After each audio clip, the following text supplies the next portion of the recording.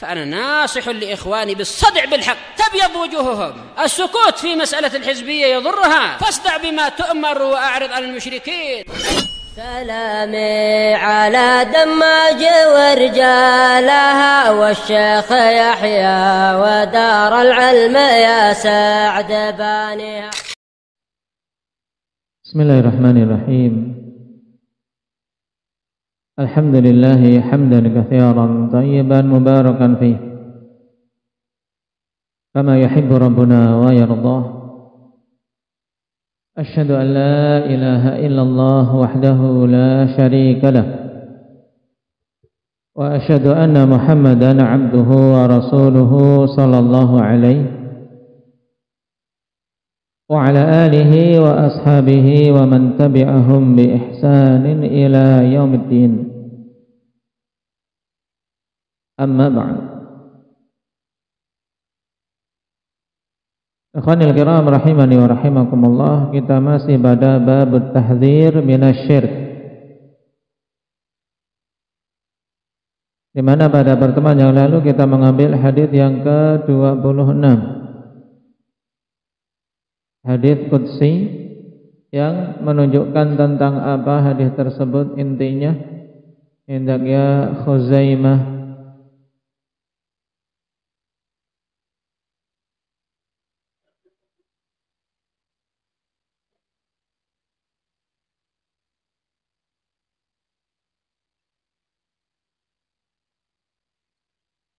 Allah Subhanahu wa ta'ala tidak butuh dengan sekutu-sekutu, tidak butuh pembantu. Terus ini kan muqaddimah. Intinya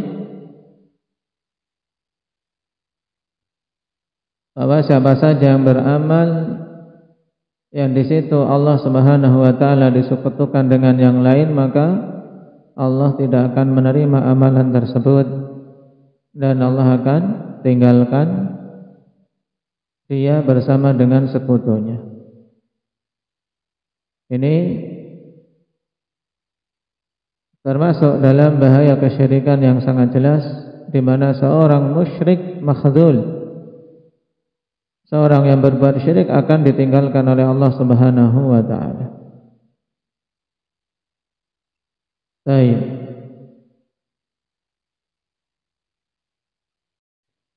Sekarang kita masuk pada hadis yang ke-27. Qala al-mu'allif wafaqahu Allah ta'ala an Mahmud ibn Labid radhiyallahu anhu. Sahabiyyun muqillun fil hadis. Seorang sahabi yang sedikit riwayat hadisnya. Berapa hadis dalam Sahih Bukhari? Riwayat Mahmud ibn Labid. Indaki Abdurrahman.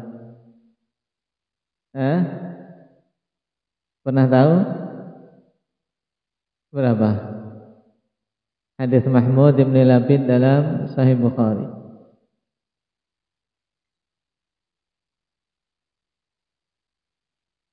Mana indahul jawab?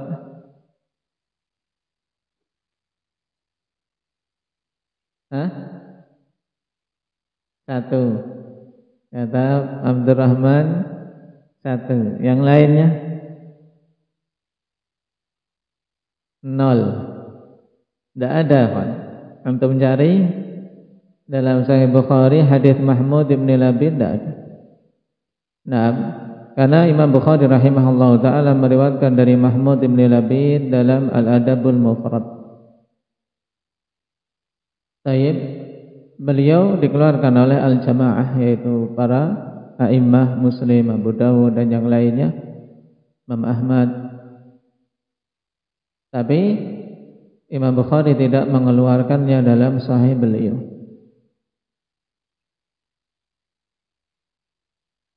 Al-Ansari, disebutkan oleh Ibnu Sa'ad bahwasanya berkaitan dengan ayahnya lah turun rukhsah berkaitan dengan masalah puasa. Taib, yaitu pada Labid turun rukhsah untuk memberi makan bagi yang tidak mampu untuk berpuasa.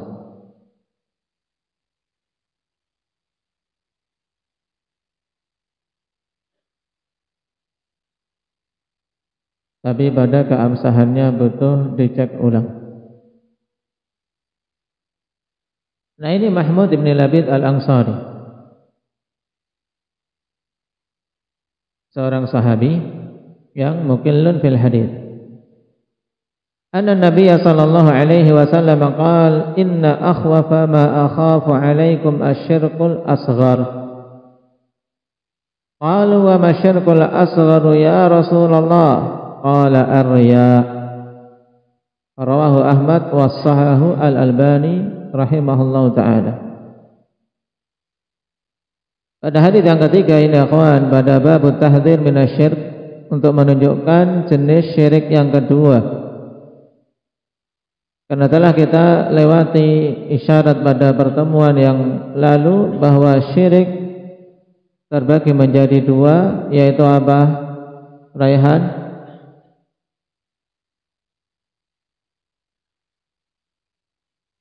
Syirik akbar dan syirik asghar.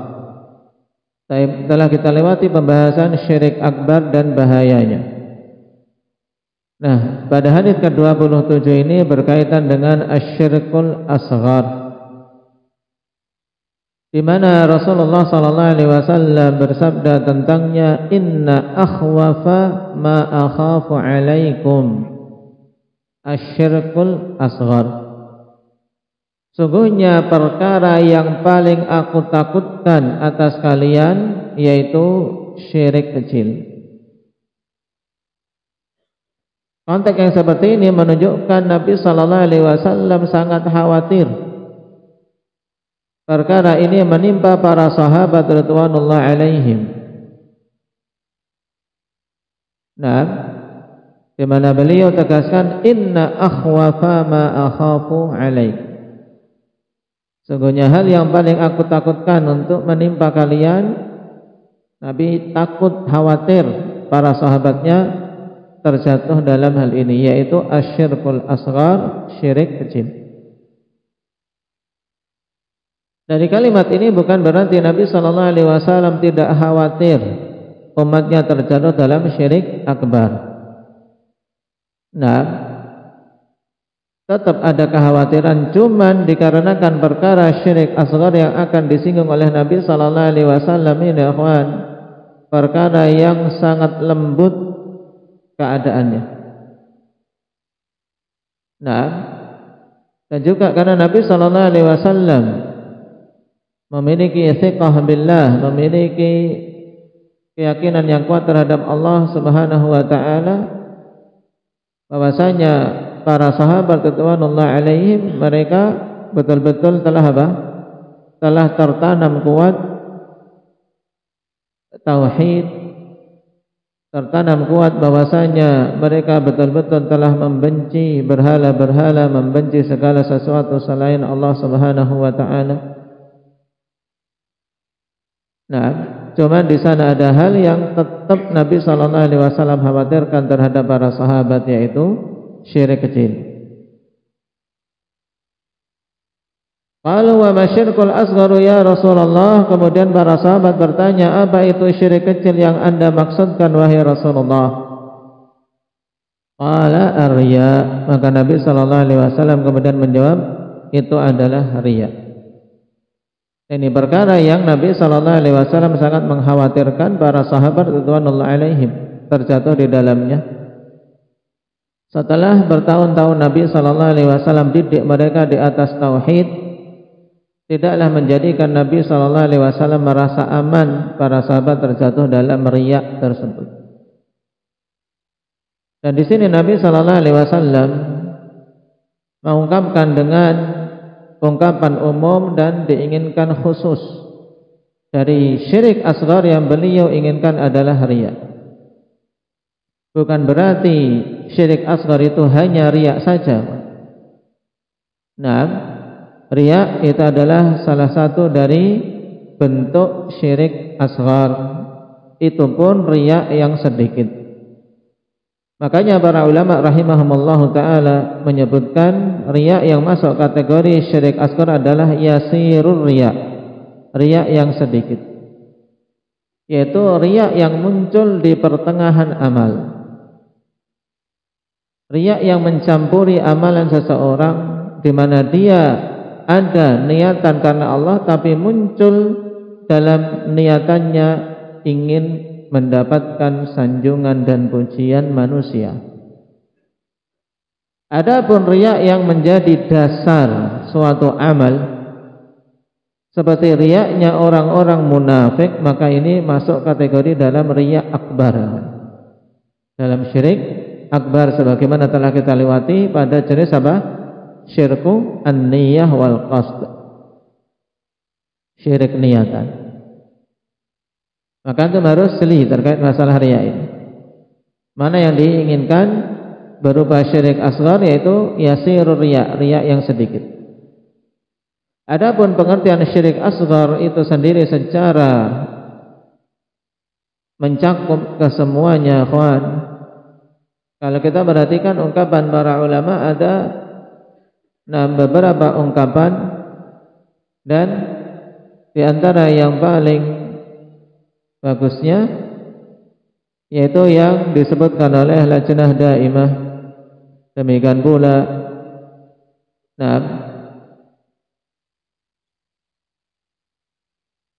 yang dipilih oleh Al-Alamah Ibnu Utsaimin rahimahullahu taala. Baik, dan zahir dari apa yang ada dalam tulisan-tulisan Syekhul Islam serta Ibnul Qayyim, bahwasanya asyirkul asghar huwa kullu ma naha anhu syar'u mimma huwa dari'atun ila syirkil akbar wa wasilatun lil wuqu'i fi wa ja'a fin nususi tasmiyatuhu syirkan. Ini pengertian paling mencakup wallahu ta'ala alam tentang syirkul asghar. Apa tadi?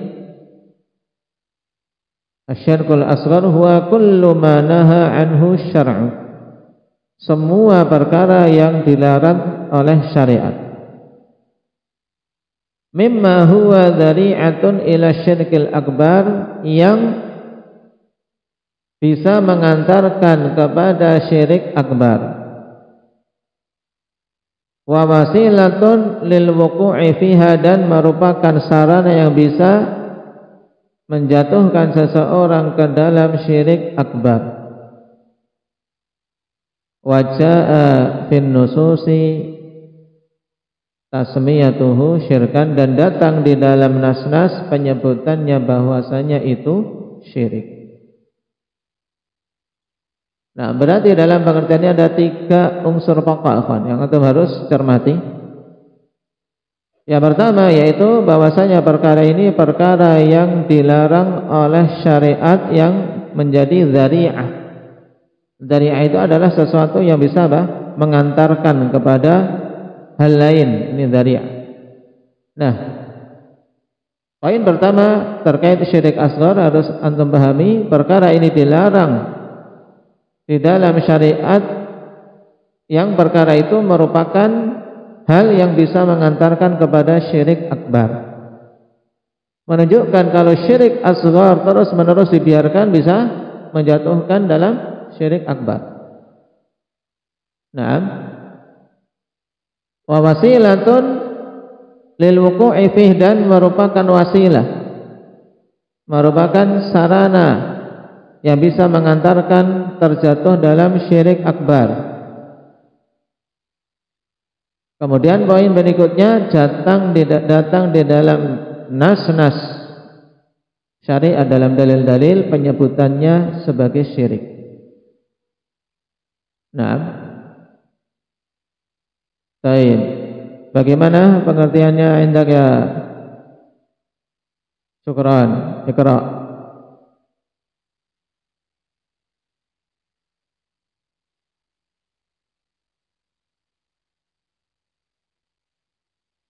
Fihi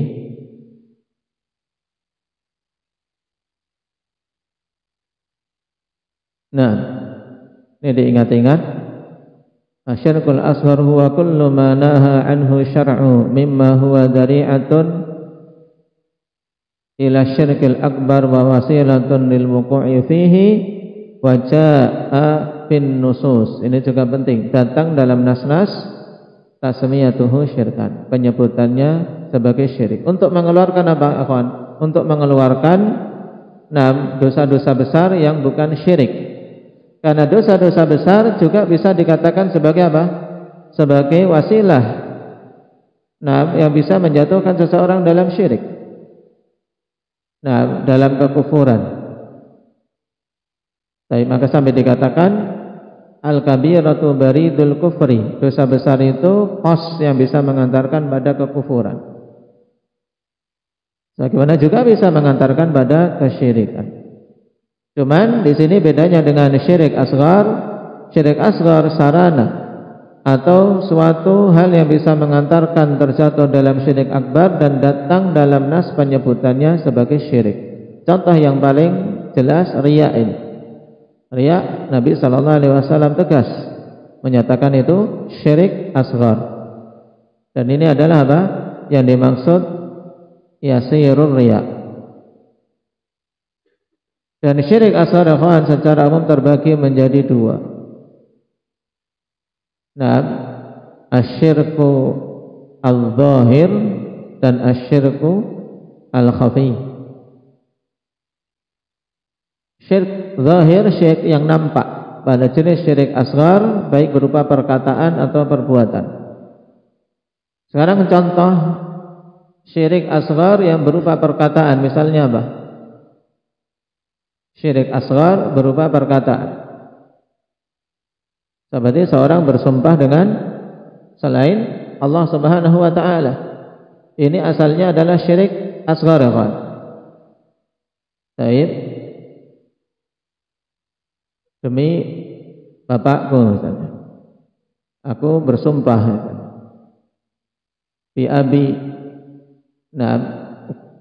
Aku bersumpah dengan bapakku, dengan nama bapakku, maka ini asalnya adalah apa? Syirik asghar. Kenapa dikatakan zari'atun ila syirkil akbar? Dia bisa menjadi sarana yang mengantarkan pada syirik akbar. Kenapa? Kalau seorang dalam bersumpah tadi tidak hanya sekedar lafadznya saja, tapi diikuti keyakinan bahwasanya perkara yang dia bersumpah dengannya mampu memberikan manfaat dan menimpakan madarat, maka di sini dia telah terjatuh dalam syirik akbar. Paham? Asalnya dia apa? Lafadznya tok, lafadz syirik asghar, tapi bisa mengantarkan pada syirik akbar kapan? Dalam masalah sumpah dengan selain nama Allah. Kini dalam hatinya apa?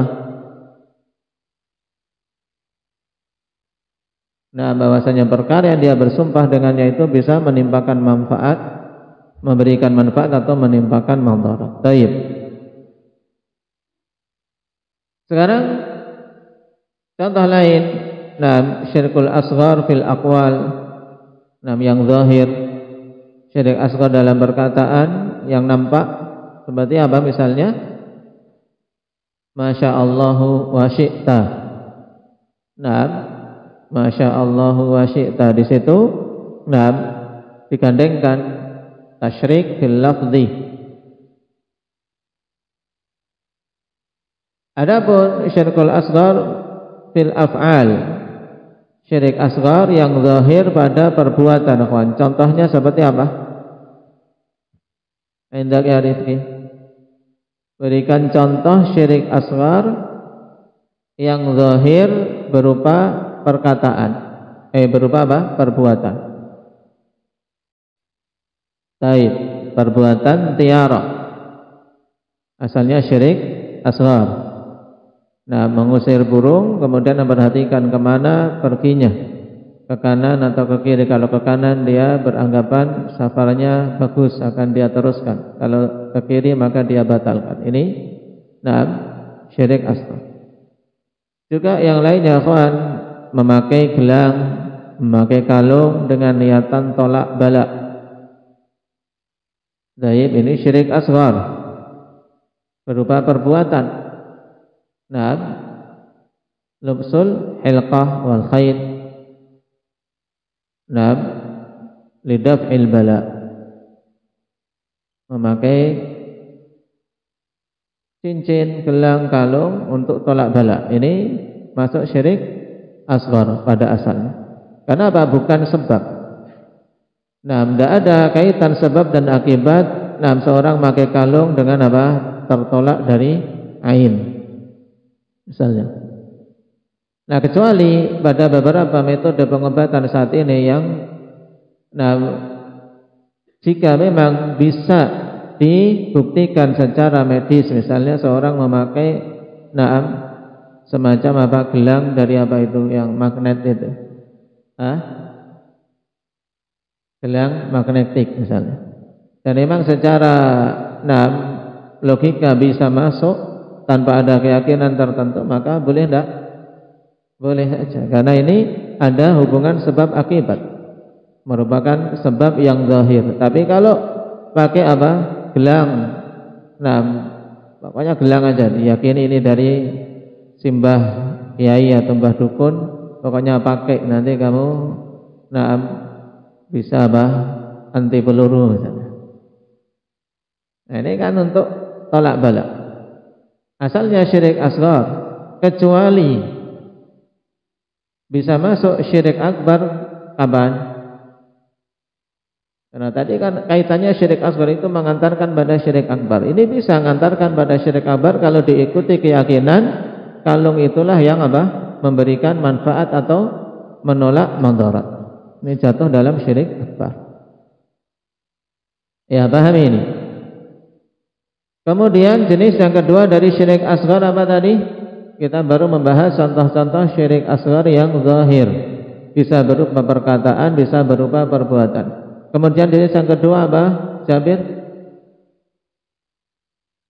Nah, syirkul asghar al-khafi. Syirik asghar yang tersembunyi. Inilah yang disebutkan oleh Nabi SAW dengan riya. Nah, dari sini kita ketahui sebab kenapa sampai Nabi SAW begitu khawatir, karena tersembunyinya perkara itu. Adapun syirik-syirik yang lain, akhwan, sudah sangat gamblang di mata para sahabat. Nah, yang sangat jelas. Nah, walaupun apa, bukan berarti Nabi tidak khawatir, karena di sini konteksnya yang paling dikhawatirkan oleh Nabi karena tersembunyinya. Menunjukkan di sana tetap Nabi ada kekhawatiran terhadap kesyirikan-kesyirikan yang lain. Nah,